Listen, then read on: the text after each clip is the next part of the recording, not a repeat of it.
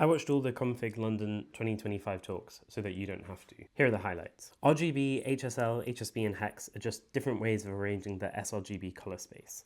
sRGB was designed for CRTs and has 16.7 million discrete colors, but that's not enough colors. Most iPhones and MacBooks use a newer color space called Display P3, which has a wider gamut.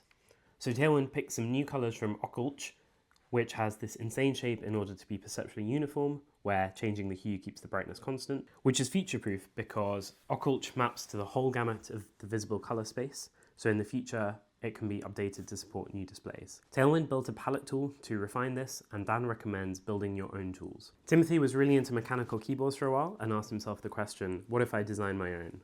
He started in Figma and recommends starting with what you know.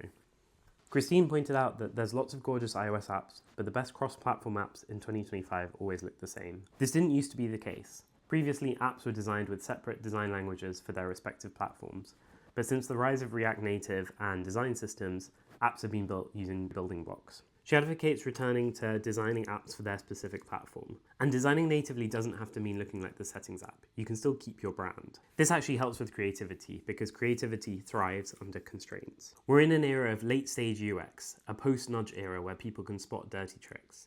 When we see products, we ask, are these reviews fake? Are these loading bars actually proportional to loading time? But what if we didn't listen to the necktie? It's time to buy that spirit! We had intros for our loaders and loaders for our intros, and we had GUI buttons, and then the button police came. We've had 150 years to work out what a great film is, but we've only had 30 years of making a website. We haven't had our Citizen Kane yet.